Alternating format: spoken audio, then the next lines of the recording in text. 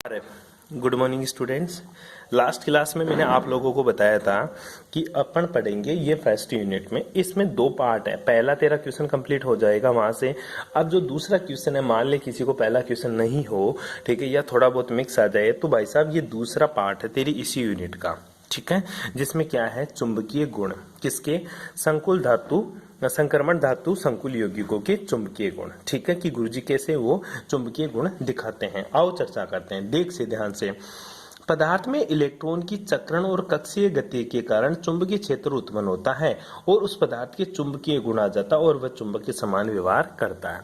आज तक तूने किसी भी एलिमेंट्स का या किसी भी कंपाउंड्स का या यौगिक का तू जब चुंबकीय गुण निकालता था तो एक ही काम करता था, सर अनपेड इलेक्ट्रॉन निकाल लो, अनपेड इलेक्ट्रॉन निकाल लो और उसका चुंबकीय आघूर्ण बता दो mu equals to under n कोष्टक n+2 के नाम से, तो उसका चुंबकीय आघूर्ण बताया करता था। परंतु ध्यान देना, एक बात सोचना कि जो संक्रमण धातु है ना, इसके अंदर जो चुंबकीय आघूर्ण है ना, वो इलेक्ट्रॉन की चक्रण गति, चक्रण का मतलब वही फॉर्मूला अंडर n कोष्टक n+2, उसके वजह से तो आता ही है। इसके साथ इलेक्ट्रॉन जिस कक्षक में होता है उस कक्षक की गति के कारण भी चुंबकीय क्षेत्र उत्पन्न होता है। किनमें?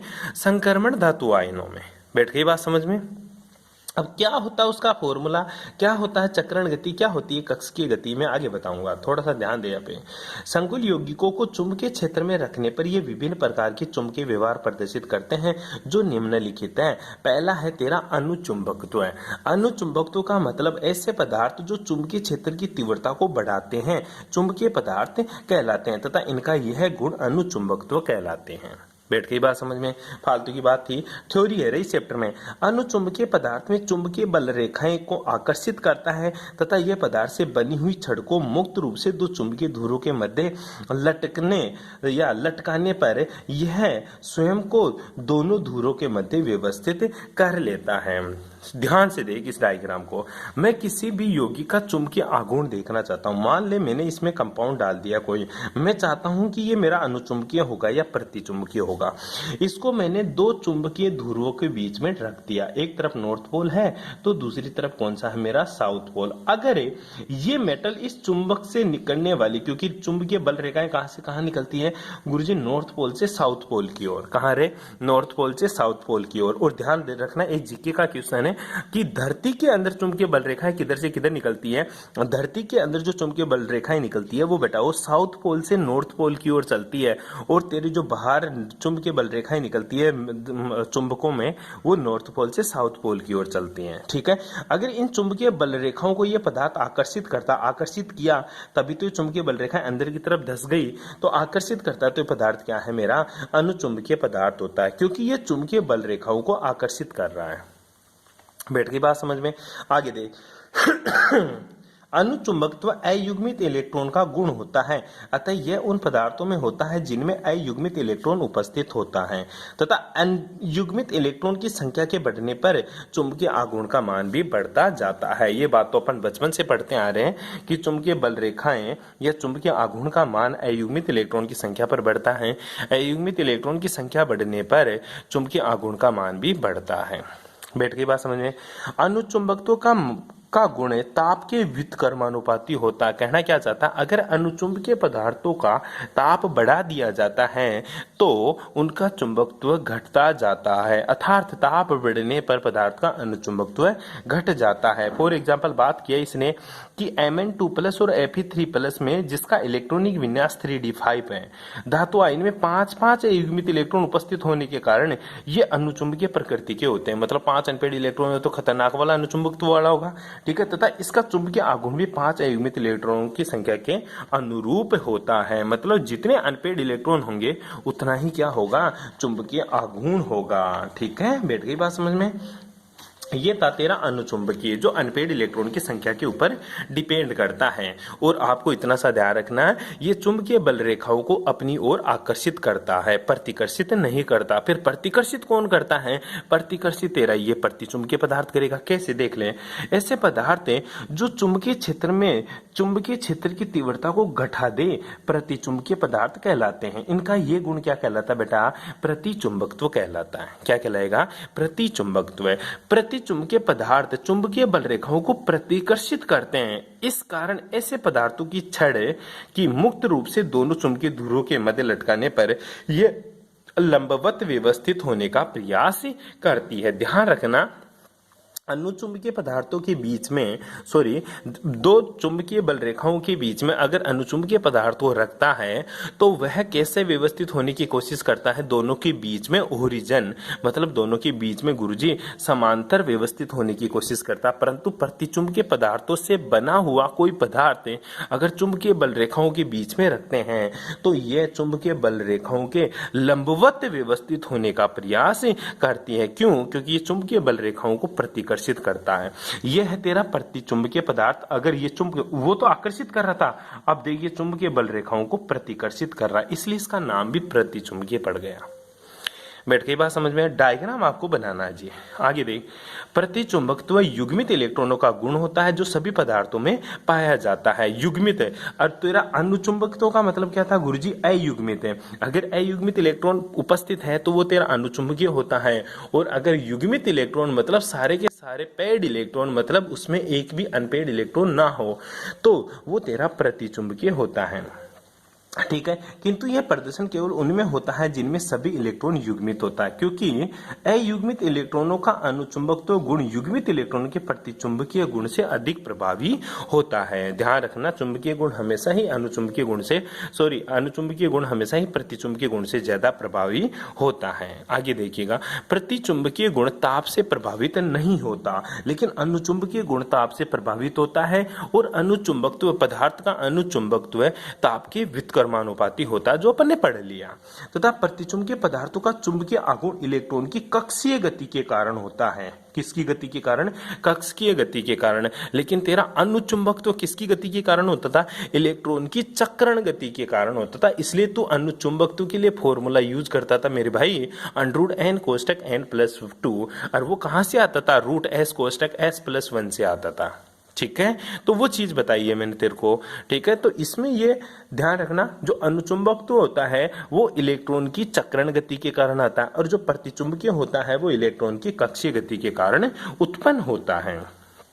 आगे देखिए, प्रतिचुंबकीय पदार्थों में चुंबकीय आघूर्ण अस्थायी होता है, अतः प्रतिचुंबकत्व का गुण चुंबकीय क्षेत्र के अनुपस्थिति में अस्तित्व में नहीं होता, क्योंकि प्रतिचुंबकीय पदार्थों का प्रेरित चुंबकीय आघूर्ण चुंबकीय क्षेत्र के समानुपाती होता। अगर तूने चुंबकीय क्षेत्र लगाया है तो वह प्रतिचुंबकीय बन जाएगा, अगर तूने चुंबकीय क्षेत्र हटा दिया तो वह प्रतिचुंबकीय गुण भी उसका खत्म हो जाएगा। अरे प्रतिचुंबकीय का सीधा सा मतलब है सर, उसका चुंबकीय आघूर्ण उसका विरोध करे।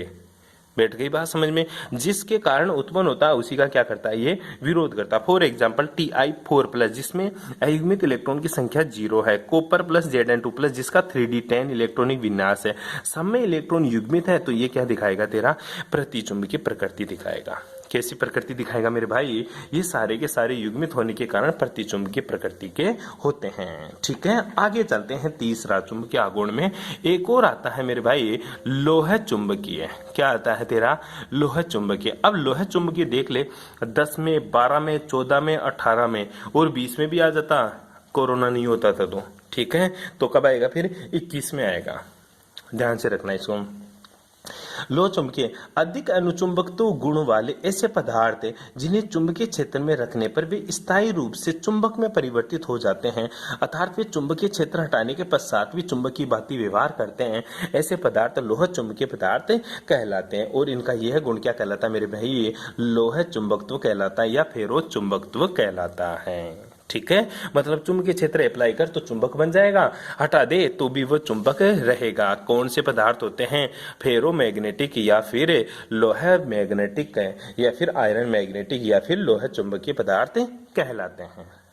लोह चुंबकत्व गुण अनुचुंबकत्व गुण का विस्तृत रूप होता है, मतलब अनुचुंबकीय अनपेड इलेक्ट्रॉन प्रेजेंट होने चाहिए, उसी का विस्तृत रूप होता है जो मुख्यतः लोहे में पाया जाता है। इस कारण इसे लोह चुंबकीय पदार्थ या इसी गुण को लोह चुंबकत्व कहते हैं। ये किसमें देखा गया? ये गुरुजी लोहे में देखा गया, इसलिए इसको लोह चुंबकत्व बोलते हैं। बड़ा ठीक है, आगे देखें।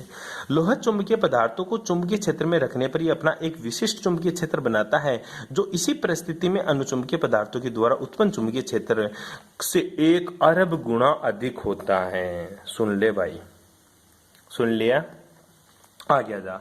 लोहा चुंबकीय पदार्थों को चुंबकीय क्षेत्र में रखने पर ये निकटवर्ती परमाणु एक दूसरे के इलेक्ट्रॉन के चुंबकीय एक ही दिशा में हो जाते हैं। इस प्रक्रिया को विनिमय युग्मन कहते हैं। क्या बोलेगा इसको? विनिमय युग्मन। मतलब चुंबकीय क्षेत्र की जो चुंबकीय बल रेखाएं हैं उनका मुंह एक तरफ हो जाएगा सबका, मतलब एक समानांतर हो जाता है। किनके लिए? लोहा चुंबकीय पदार्थों में अगर चुंबकीय क्षेत्र अप्लाई करते हैं, लोहा चुंबकीय पदार्थों पर अगर चुंबकीय क्षेत्र अप्लाई करते हैं तो चुंबकीय बल रेखाएं एक ही दिशा में अभिविन्यासित हो जाती हैं। क्या हो जाती है? एक ही दिशा में अभिविन्यासित हो जाती है। बैठ गई बात समझे? इसको लोहा चुंबकत्व बोलते हैं। आगे दे। विनिमय युग्मन की प्रक्रिया के फलस्वरूप इलेक्ट्रॉन का समानांतर चक्रण संरक्षित हो जाता है, जिससे पदार्थों में स्थायी चुंबक का गुण आ जाता है। जिससे पदार्थों में स्थायी चुंबक का गुण आ जाता है और वह चुंबकीय क्षेत्र हटाने के पश्चात भी चुंबकीय व्यवहार प्रदर्शित करता है। ये बात आपको लोहा चुंबक की याद रखनी है जी। किसकी याद रखिएगा? लोहा चुंबक की। आगे आ जाओ। क्या गुरुजी? फेरोमैग्नेटिक के बारे में। ठीक है, अब देख, ये जो फेरोमैग्नेटिक है ना, ये टॉपिक 2013 में, 2010 में, 2014 में, 2017 में, 2018 में पूछ चुका। क्या क्यूरी ताप क्या है? कौन सा? क्यूरी ताप, जिसको टीसी बोलते हैं। क्या है रही है? Curie temperature. ध्यान रखना, क्यूरी टेम्परेचर क्या है?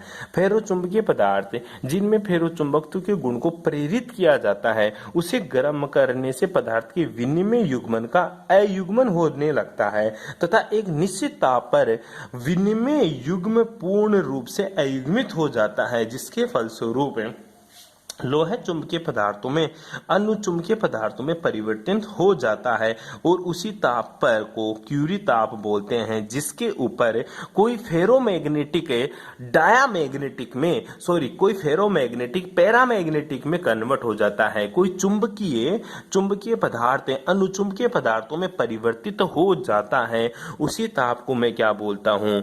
क्यूरी ताप बोलता हूँ। और इसे किससे दिखाता हूँ? टीसी से। बहुत बार पूछ लिया, क्यूरी ताप क्या है समझाओ। ये पैराग्राफ आपको लिखना होता है, कर लेगा। सिंपल सी बात है।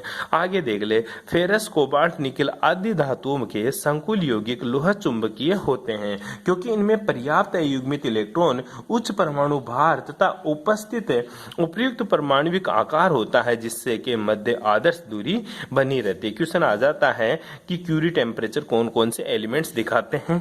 Fe2O3, Fe3O4, Cr2O3। ये सारे के सारे फेरोमैग्नेटिक होते हैं। क्या होते हैं बेटा?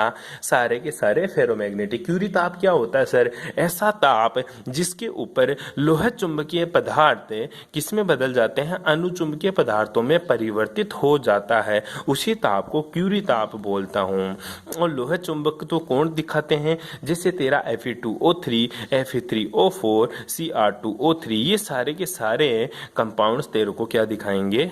लोह चुंबकत्व दिखाते हैं या फेरो चुंबकत्व होते हैं सारे के सारे। बैठ गई बात समझ में? आगे आ जा। विपरीत लोह चुंबकत्व। ध्यान रखना बेटा, यहाँ पे भी एक डेफिनेशन आएगी पर थोड़ा सा देख ले इसको। विपरीत लोह चुंबकत्व का मतलब होता है सर ऐसे यौगिक जो चुंबकीय गुण लोह चुंबकत्व का उल्टा हो। लोह चुंबक में सारी की सारी चुंबकीय बल रेखाएं एक ही दिशा में थी, लेकिन विपरीत में देख बेटा, एक ऊपर की तरफ है, दूसरा नीचे, फिर ऊपर, फिर नीचे, फिर ऊपर, फिर नीचे, फिर ऊपर, फिर नीचे, मतलब एक दूसरे से क्या है? विपरीत है। ठीक है, तो इसको विपरीत फेरोमैग्नेटिक या फिर अपोजिट फेरोमैग्नेटिक के नाम से भी जाना जाता है। विपरीत लोह चुंबकीय पदार्थों को चुंबकीय क्षेत्र में रखने पर निकटवर्ती परमाणुओं के इलेक्ट्रॉन का चक्रण विपरीत हो जाता है। इस कारण चुंबकीय आघूर्ण क्या हो जाता है? 0, क्योंकि आधी ऊपर जाएगी तो आधी नीचे, इसलिए इसका जो मैग्नेटिक मोमेंटम है वो क्या हो जाएगा? 0। चुंबकीय आघूर्ण क्या हो जाएगा? इसका 0 हो जाएगा। बैठ गई बात समझ में?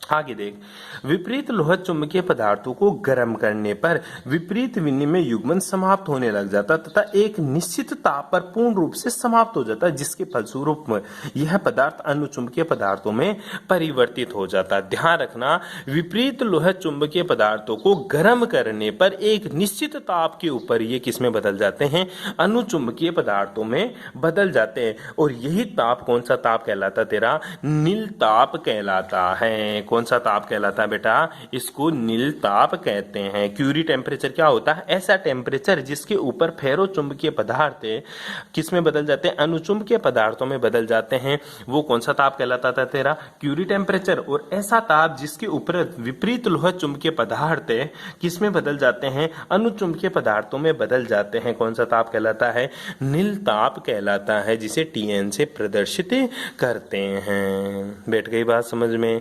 चक्रण मात्र सूत्र बहुत बार पूछा है, वो पढ़ेंगे अपन नेक्स्ट क्लास में। Thanks for cooperation.